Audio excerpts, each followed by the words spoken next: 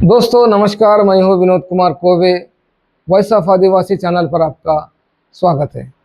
तो दोस्तों, आजकल मैं आदिवासी सूची में मतलब जनजाति सूची में आने के लिए बहुत सारा प्रयास चल रहा है। तेलंगाना में जो लोग हैं, आंध्र प्रदेश में जो जेन्युइन आदिवासी है, वो जो घुसपैठी को रोकने के लिए जो घुसपैठ हुए उनको हटाने का प्रयास कर रहे हैं। एट द सेम टाइम वही कम्युनिटी महाराष्ट्र में हमें आदिवासी में इंक्लूड कीजिए, इस तरह से उनका डिमांड चल रहा है। एक दूसरे के प्रति अलग अलग सी भावनाएं आ गई है, जोर शोर से विरोध प्रदर्शन चल रहे हैं। तो ये एक तरफ का सिनेरियो है। तो दूसरी तरफ झारखंड का सिनेरियो कुछ डिफरेंट है। वहां पर भी जो कुर्मी है, कुर्मी समाज है, वो उनकी मांग है कि हमको जनजाति सूची में शामिल किया जाए। अभी जो मैंने बताया, आंध्र प्रदेश तेलंगाना एक्सक्लूड करने का मोमेंटम चल रहा है, और जो यहाँ पर इनको एसटी रिजर्वेशन में नहीं आने देने का यहाँ पर बड़े जोर शोर से विरोध प्रदर्शन चल रहे हैं, और at the same time Jharkhand में भी चल रहे हैं। पर झारखंड की परिस्थिति कुछ और है।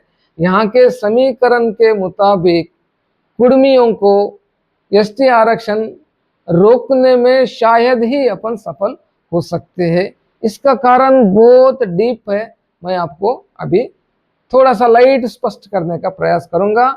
अगर से इसमें भी डीपेस्ट चाहिए तो फिर बाद में नेक्स्ट वीडियो में प्रयास करूंगा। तो दोस्तों, यहाँ का समीकरण, पहली बात यह है कि झारखंड में टाइम टू टाइम समय के मुताबिक अपने अपने मुताबिक जनजाति सूची बढ़ते गई। रिसेंटली हेमंत सरकार ने भी अननेसेसरली विदाउट एनी रीजन सम कास्ट को लाया और जनजाति में धकेल दिया, राइट। और ये जो वर्तमान सरकार और जो कांग्रेस गठबंधन की जो सरकारें हैं, इन्होंने और एक काम किया। ये जो सेकंड टर्म, फर्स्ट टर्म और सेकंड टर्म में एक बेहतरीन काम ये किया कि आदिवासी समाज को, जो मुख्य धारा, जो हिंदू समाज है, मुख्य धारा से बराबर अलग कर दिया। तो ये अलग करने के पीछे ईसाईकरण को बढ़िया से निभाया, उसको एक अच्छी तरह से हवा दे। जो ईसाईकरण बेहतरीन, झारखंड में जितना ईसाईकरण हुआ उतना शायद ही कभी नहीं हुआ। यानी कि वो नॉर्थ ईस्ट छोड़कर बाद में सबसे ज्यादा जो हुआ है झारखंड, उड़ीसा एंड छत्तीसगढ़। तो ये जो इससे पहले की और वर्तमान सरकारें हैं, जो गैर भाजपाई सरकारें हैं, वो सरकारें एक अच्छी तरह से, एक नियोजनबद्ध, एक अच्छी तरह से, एक प्रणाली के हिसाब से उनको अलग किया और ईसाईकरण को बढ़ावा दिया। ईसाईकरण को बढ़ावा देने से क्या हुआ कि ऑलमोस्ट ऑल ईसाईकरण हुआ। अब इसमें ऐसी परिस्थिति आई कि भाई ये मामला जो है, अब इधर कोर्ट में चला जाता है, न्यायालय में चला जाता है। जब न्यायालय में जाएगा तो वो कहेगा, अरे भाई तेरे पास तो जो जनजाति के लिए, जो ट्राइबल के लिए कैरेक्टरिस्टिक चाहिए, जो क्राइटेरिया चाहिए, वो तो तेरे पास नहीं है। तो कुर्मी कहेगा, तो फिर कौन से ईसाई के पास है? When he is enjoying the tribal fruits, the tribal reservation, why should not I? वो तो बोलेगा ही। यहां पर अटक जाएगा मामला। तो जो सरकारें हैं, अच्छी तरह से क्या किया, उनको निभाया। ये लोग जो है आदि ऐसा करे कि पर्दे पर ब्राह्मण, पर्दे पर आरएसएस को दिखाया और इनको धीरे धीरे ईसाईकरण में लेके गए।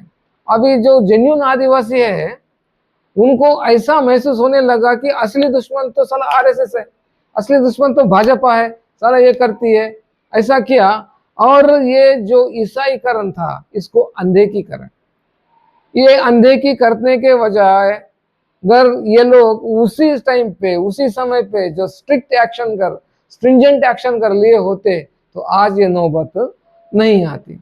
अब ऐसा हो गया, इधर भी गया और उधर भी गया। अब करे तो क्या करे? अगर इनके लिए काम करेंगे, इनका विरोध करेंगे तो फुकट में ईसाई मजे लेंगे, अगर ईसाई के लिए ये करेंगे तो ये लोग आ जाएंगे। तो इस परिस्थिति में झारखंड के समीकरण है। जो पूर्व और वर्तमान के जो सरकारें हैं, इस तरह से जो मेन स्ट्रीम लोगों को, जो मेन स्ट्रीम लोग थे उनमें से आदिवासियों को धीरे धीरे हटाया, जिसके वजह से वहां पर इतनी बड़े जोर से ईसाईकरण हुआ। फिर भी जेन्युइन ट्राइब्स साइलेंटली बैठ के रहे, क्योंकि इनको पिक्चर पे दिखाया गया, पर्दे पर दिखाया गया सिर्फ ब्राह्मण और आरएसएस। तो इस तरह से ये भाजपा को दूर हो गया। अब जो हिंदू शक्तियां हैं ये तो सेंट्रल में बैठे हुए हैं, अब वो तो वहां से उतरेंगी नहीं, इसका तो गारंटी है नहीं। अब उनका वोट शेयर जो है धीरे कम होते गया है। अब उनके पास दूसरा विकल्प क्या है? एक सॉलिड वोट शेयर वहां पर मिल रहा है, एक सॉलिड हिंदू वोट बैंक वहां पर उनको मिल रहा है। वो किस रूप में मिल रहा है? कुर्मी के रूप में मिल रहा है। सो जैसे ही तुम लोग अपना वोट शेयर भाजपा से एक तरफ खींचा है, तो भाजपा को भी एक विकल्प है, उसके लिए जो विकल्प बने हैं कुर्मी, उसका भी अधिकार बनता है कि उसका भी वोट शेयर बनाए। चलो भाई, और एक बात है, कुर्मी तो सीधा कहेगा, अरे जो विदेशी विचारधारा अपनाए हुए ईसाई लोग बन सकते हैं, तो मैं तो देशी विचारधारा वाला हूँ, मुझे क्यों नहीं दे सकते, जबकि मेरे पास सब कुछ है। अगर इस तरह से कानूनी कार्रवाई भी कर गई, इनका जो मामला रहा, तो सीधे सीधे है, ईसाइयों से भी ज्यादा इनके पास एडवांटेज है कि जो ट्राइबल में इंक्लूड हो सकते हैं। अभी आदिवासी वोट बैंक एक तरफ शिफ्ट हो गया।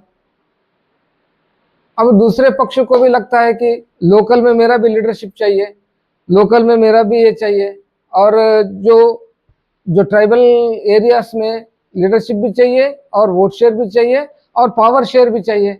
फिर उनके लिए कौन है पर्याप्त? उनके लिए सही विकल्प है कुर्मी। अगर इनको इंक्लूजन करेंगे तो अपन क्या करेंगे? अभी हमारी जो झारखंड की जो जेन्युइन ट्राइब है, ऐसी दुविधा में पड़ गए कि साला करे तो क्या करें। इतने दिन तक ब्राह्मण के विरोध में, आरएसएस के विरोध में इनको पालते गए, इनको नजरअंदाज करते गए, इधर इनका ध्यान नहीं दिया। अब ऐसी परिस्थिति आ गई कि ये बहुत बड़ा मुद्दा हो गया। अब ये डिसाइडिंग फैक्टर बन गया है, इस पर ही राजनीति अभी खेले जाएगी। तो मैं अभी भी कहता हूं दोस्तों, हमारे झारखंड के जेन्युइन आदिवासियों को कहता हूं मैं, वो बातें छोड़ो, वो भ्रम में मत रहो। तुम्हें स्ट्रिंजेंट एक्शन अभी ईसाईकरण पर लेना होगा। उनको चलो अपना वोट शेयर चले जाने दो, नो प्रॉब्लम, अपनी जो जनसंख्या है चले जाने दो, मगर जो भी ईसाई है उनको तुरंत डिलिस्ट करते हो, डिमोनेटाइजेशन करते हो, डिट्राइबलाइजेशन करते हो, क्या करते हो, उनको आरक्षण का लाभ नहीं मिलना चाहिए। इस तरह से अगर कुछ हुआ तो तुरंत सब लोग और वापस आ जाएंगे दोस्तों। फिर जाकर अपन किसी बाहरी को इसमें आने का संभावना, इस आने का रास्ता बंद कर सकते हैं। मगर इस तरह से अपने ही उजाला नहीं है, अपने ही अंदर है, दूसरों को क्या बोलेंगे? तो इस तरह से अगर ये लोगों को हटा दिए, फिर बाद में उस सिस्टम को स्ट्रीमलाइज करें कि इससे आगे कोई भी राजनीतिक दल हो या कोई भी है, किसी तरह का एसटी लिस्ट में इंक्लूजन होना नहीं चाहिए। इस तरह का अपन प्रावधान ला सकते हैं और इस तरह का अपन करके अपनी आदिवासियत को अपन बचा सकते हैं। अगर अभी भी आप भ्रम में है, किसी और को टारगेट करते हुए जो असली दुश्मन को आप नहीं पहचानने में आ रहे, वो तो जाएंगे, उनके साथ साथ आपको भी वो ले जाएंगे। हमें दुश्मन एक बाहरी है तो एक अंदरूनी है, दोनों तरफ से लड़ना है, दोनों का भी सफाया करना है और अपने आप को बचा लेना है। नमस्कार।